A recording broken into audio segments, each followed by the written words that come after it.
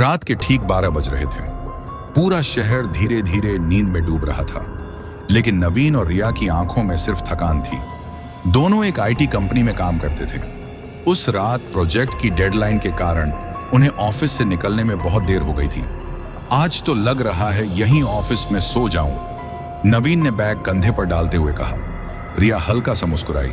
नहीं, अगर आखिरी मेट्रो छूट गई तो सच में यहीं सोना पड़ेगा। दोनों जल्दी जल्दी लिफ्ट से नीचे उतरे और बारिश से भीगी सड़क पर दौड़ते हुए मेट्रो स्टेशन पहुंच गए। स्टेशन लगभग खाली था। सिर्फ सिक्योरिटी गार्ड, टिकट काउंटर पर बैठा एक कर्मचारी और 2-3 यात्री दिखाई दे रहे थे। लाउडस्पीकर पर आवाज गूंजी, यह आज की अंतिम मेट्रो है, कृपया सावधानी से यात्रा करें। कुछ ही सेकंड बाद ट्रेन प्लेटफॉर्म पर आकर रुकी। दरवाजे खुले और दोनों अंदर बैठ गए। पूरी बोगी में मुश्किल से 4 लोग थे। एक बुजुर्ग, एक कॉलेज का लड़का और कोने में बैठी एक महिला। ट्रेन चल पड़ी। कुछ मिनट तक दोनों ऑफिस की बातें करते रहे। फिर पहला स्टेशन आया। कॉलेज वाला लड़का उतर गया। दूसरे स्टेशन पर बुजुर्ग भी चले गए। तीसरे स्टेशन पर वह महिला भी उतर गई। अब पूरी बोगी में सिर्फ नवीन और रिया थे। रिया ने राहत की सांस ली। कम से कम आज आराम से बैठकर जाएंगे। नवीन ने मोबाइल निकाल लिया। चलो खाना ऑर्डर कर देता हूं। तभी पूरी बोगी की लाइट एक पल के लिए बुझी, फिर जल गई। ये क्या था? रिया ने पूछा। शायद वोल्टेज का इश्यू होगा। लेकिन तभी रिया की नजर सामने वाले शीशे पर पड़ी। शीशे में उनकी परछाई के पीछे एक तीसरी परछाई दिखाई दे रही थी। वह किसी इंसान जैसी थी, लेकिन उसकी गर्दन असामान्य रूप से एक तरफ झुकी हुई थी। रिया ने तुरंत पीछे देखा। कोई नहीं। नवीन, हाँ, तुम्हें सच बताऊं? क्या? अभी अभी मुझे लगा कि यहां हमारे अलावा भी कोई है। नवीन हंस पड़ा। पूरे दिन काम करने का यही साइड इफेक्ट है। रिया भी मुस्कुरा दी, लेकिन उसके मन का डर खत्म नहीं हुआ। मेट्रो अगले स्टेशन की ओर बढ़ी। बाहर सुरंग का घना अंधेरा था। तभी थक थक थक, जैसे किसी ने ट्रेन की छत पर चलना शुरू कर दिया हो। दोनों ने एक दूसरे की तरफ देखा। आवाज साफ सुनाई दे रही थी। धीरे धीरे वह आवाज उनकी सीट के ठीक ऊपर आकर रुक गई। फिर पूरा डिब्बा एकदम शांत हो गया। रिया ने कांपती आवाज में कहा, तुमने भी सुना ना? नवीन इस बार कुछ नहीं बोला। उसे भी डर लगने लगा था। अचानक ट्रेन सुरंग के बीच रुक गई। बाहर सिर्फ अंधेरा था। घोषणा हुई, तकनीकी कारणों से हुई असुविधा के लिए खेद है। कुछ सेकंड बाद पूरी ट्रेन की बिजली चली गई।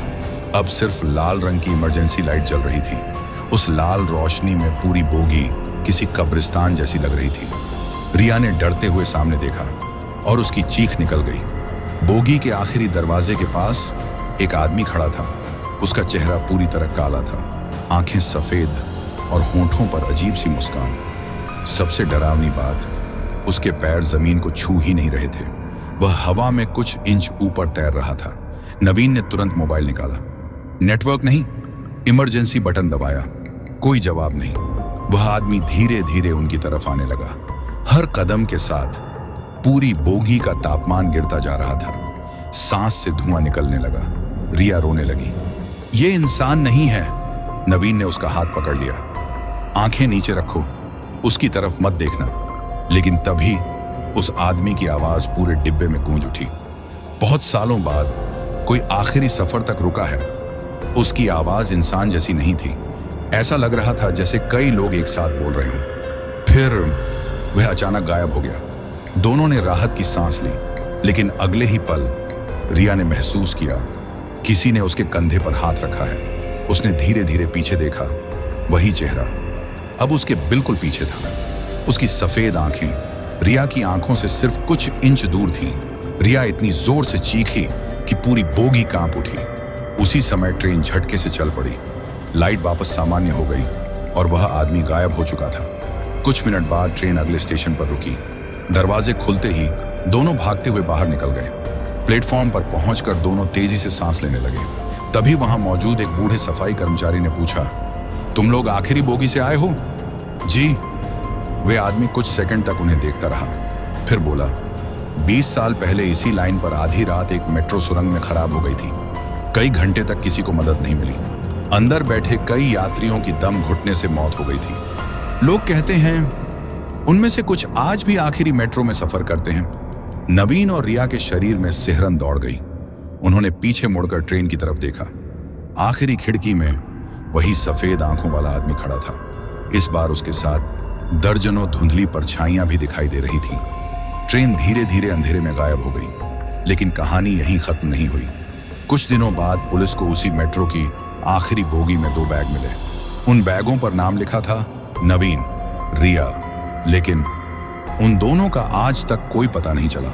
और कहते हैं, अगर कभी रात की आखिरी मेट्रो में सफर करो और पूरी बोगी अचानक खाली हो जाए तो अगले स्टेशन का इंतजार मत करना, क्योंकि हो सकता है तुम्हारा नाम भी उस आखिरी सफर की सूची में जुड़ने वाला हो। अगर आपको ऐसी रोंगटे खड़े कर देने वाली ओरिजिनल हॉरर कहानियां पसंद हैं तो रू फाइल्स को सब्सक्राइब करें।